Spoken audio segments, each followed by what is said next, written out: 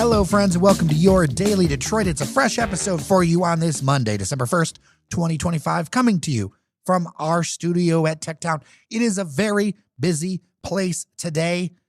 To my left is none other than producer Shianne Nocerini. How are you? I am great, Jer. How are you? To my right, and he will be joining us far more in segment 2, Luciano Marcon. How are you?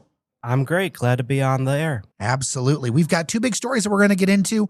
We've got some great news when it comes to the future of the Packard Plant and some possibly not so great news when it comes to the Leland Hotel and the fact that it's shutting down later this week. Let's hop into it. But before we get started, a reminder that we are locally funded, independent local media. Thanks to our members on Patreon for supporting our fresh, original reporting and analysis for the present and future of our city and region. Help push the conversation forward. Join us at patreon.com/dailydetroit. That's patreon.com/dailydetroit. All right, let's talk about the Packard Plant first. Detroit Mayor Mike Duggan, Mayor-elect Mary Sheffield, developers and others announced a 28-acre redevelopment for the southern half of the Packard Plant site called Packard Plant. That's along East Grand Boulevard, outside of downtown, but still, kind of reachable to it. The project involves a public-private philanthropic partnership, P4. That's a new one, Shianne. We're used to public-private partnerships. I know. This is a public-private philanthropic partnership. That's quite a mouthful. Try to say that 10 times fast after a few drinks. I can't even say it sober.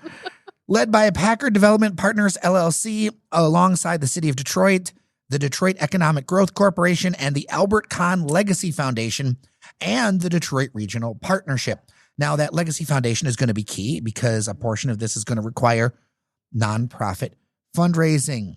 Key leaders in the development are Mark Bennett and Orrin Goldenberg, who have previous successful Detroit redevelopment projects, including Dreamtroit and others in the greater downtown area. The particulars include a new 393,000 square foot Class A industrial building. They're looking to create 300 permanent manufacturing jobs, plus some construction jobs. They want to renovate the 117,000 square foot legacy Albert Kahn design building. What they want to do with that, they want to do residential, a skate park. They want to do the Museum of Detroit Electronic Music, otherwise known as MODEM. And in that, the housing, it'll be 42 affordable make-live housing units, which makes me think about Dreamtroit because those are ones that are more efficiency. I think there's even like shared bathrooms with them. I think so, yeah. If they still do that, if they're going to do something like that, they don't have exact details. And there will be over 2 acres of indoor, outdoor, public, and recreation space. The estimated construction cost is more than $50 million. There are a number of development details remaining to be finalized, but Shianne, I was told that they do have a bunch of the financing already lined up. So when you have the money and you have the plan kind of lined up together, this is a good sign for something that, man, how many times have we been talking about the Packard Plant over the years? I mean, I remember when the bridge just collapsed. Right. I did a piece for PBS. Yes. And just seeing an actual plan with actual money and not just some pipe dream. Yeah, we saw a lot of pipe dreams for a lot of years. So many pipe dreams. We will link in our newsletter that's going out today that will have this episode, but also have renderings that we've received from it.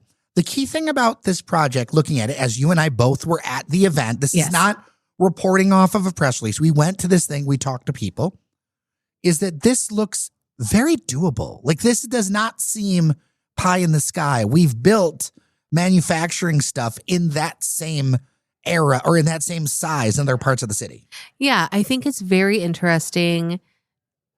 When Mayor Duggan was talking, he said specifically there were people who were interested in the site, but they wanted to tear down those front-facing historic buildings.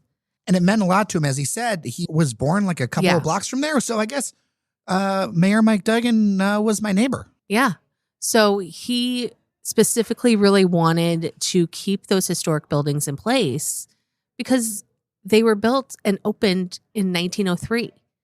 I think it's a huge deal spiritually for the city, too. Yeah. I understand tearing down a lot of what was going on around there, right? Because it was in really bad shape. Yeah.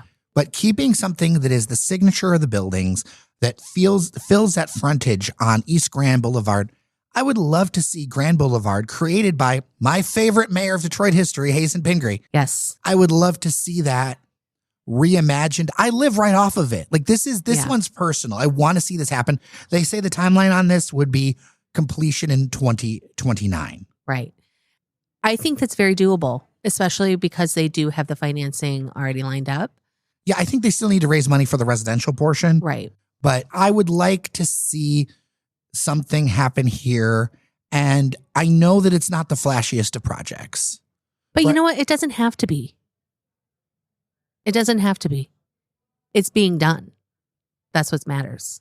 I wonder if that's kind of part of what we need to think about going forward with a lot of Detroit development. I feel like sometimes we just want everything to be like super flashy because we do deserve it. But also sometimes we have to be realistic. And that is a lot of land. And do I love white box buildings? No. For industrial uses with more than 50 docks. Right. So speculation around what this could be. If the design stays as it is, there's a lot of loading docks and things like that. Yes. I think something like some of our big shipping companies that we've talked about. Mm-hmm. I'm thinking, now this is all speculation. Now we're in the speculation department.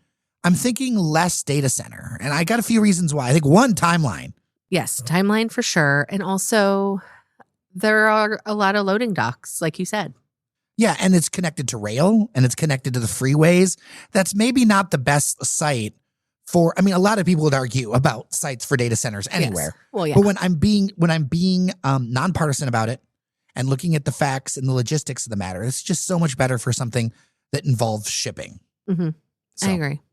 Those are my thoughts. If you've got thoughts, dailydetroit@gmail.com.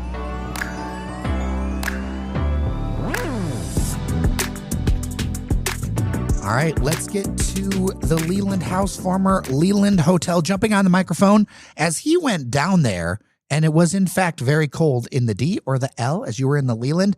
Luciano Marcon, how are you? Doing great, fueled by coffee and just raring to get the week done. Yeah, well, we are starting out with a bang here on Daily Detroit. Okay, so here's the latest. There's some reporting that we have been able to confirm. Thank you, Luciano, for doing this because there's been posts on Reddit and other places. You went down and got on the ground, talked to some people, got some actual documents, your eyes on them, because, there's a lot of speculation that happens with this stuff. Right. So let's do a quick rundown. The Leland House, otherwise known as the Leland Hotel historically in downtown Detroit, is a nearly century-old landmark that is now shutting down to tenants with less than a week's notice. And this has been something that's been in the middle of a redevelopment and bankruptcy issue with the death of the owner, Michael Higgins. There's a lot of layers of financing. There's a lot of complexity around this. This comes on top of long-running issues in the building, including cold units where residents rely on space heaters, deferred repairs, some of the stuff we've shown on this very show, where there's water leaking all the way through into the lobby, years and years of financial trouble, stalled plans, just a total mess. So here's what's happening now. Management delivered letters to the remaining residents over the holiday weekend, telling them the building will close by Wednesday, December 3rd, and that they must move out, giving them under a week to find new housing. I do understand that the city of Detroit is trying to get involved in this in some ways to help find them places to land. This is short notice. The letter frames the shutdown as something they, quote, never wanted, unquote. And it says that the city housing office will provide relocation resources and apologizes for the disruption, but does not spell out a long-term plan for the property or guarantees for tenants. Tenants and on-site staff say that the building has been cold enough that residents are using space heaters to stay warm, raising questions about basic code compliance and, well, if you should be living in this thing. No. Well, yeah, there's a number of reports about this, right? Luciano, there's been previous reports even before the work that you did of holes in the walls and all kinds of stuff. Oh, yeah. When I walked in there, you could tell that it was once a classy place. Very nice details, but unfortunately, just whether it's repairs that were never done properly, it's just water damage, holes in walls, peeling paint. They even had tarps nailed to some parts of the ceiling because there was stuff falling down, material crumbling down and falling. Oh, that's not a good sign whatsoever. I mean, this building is on the list of historic places, has been since 2005. There's been a couple of failed redevelopment things, which I'm sure is part of what makes this harder to do.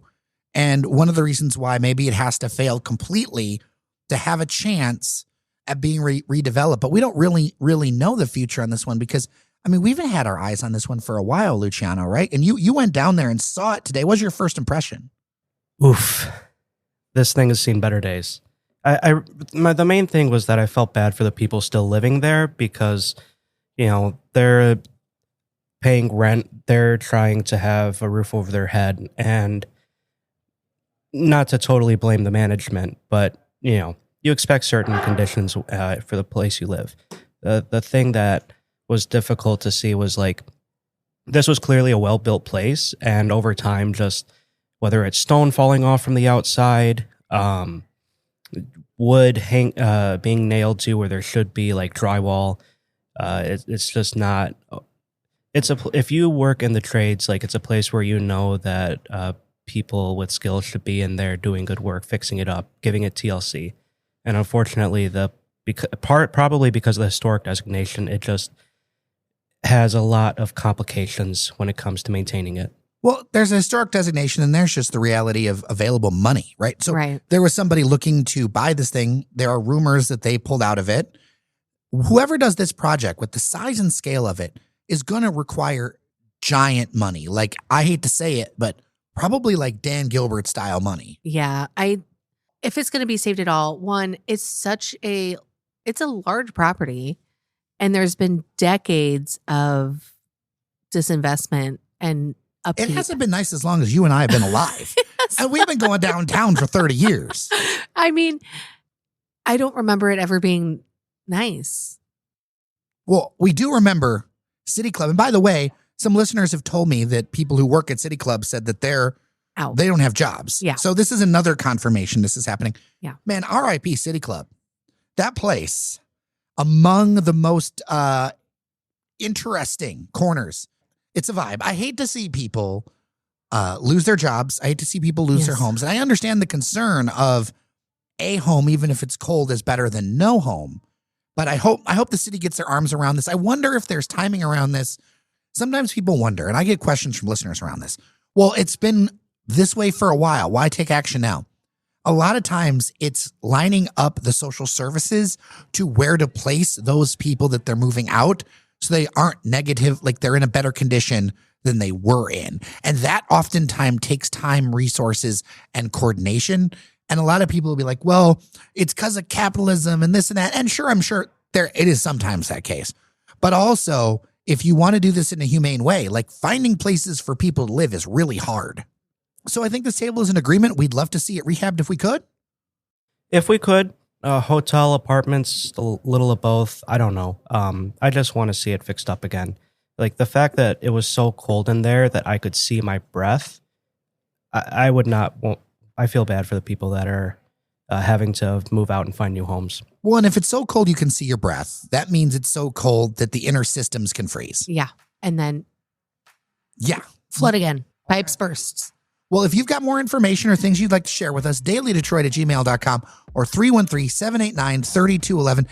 Feels like the best of times and maybe not the worst of times, but definitely concerning times when it comes to Detroit development right now, friends. Well, with that, thank you so much for listening to your Daily Detroit. We will be back with you tomorrow. I am Jer Staes. I'm Luciano Marcon. I'm Shianne Nocerini. Thank you so much for listening. Remember that you are somebody, and we'll see you around Detroit.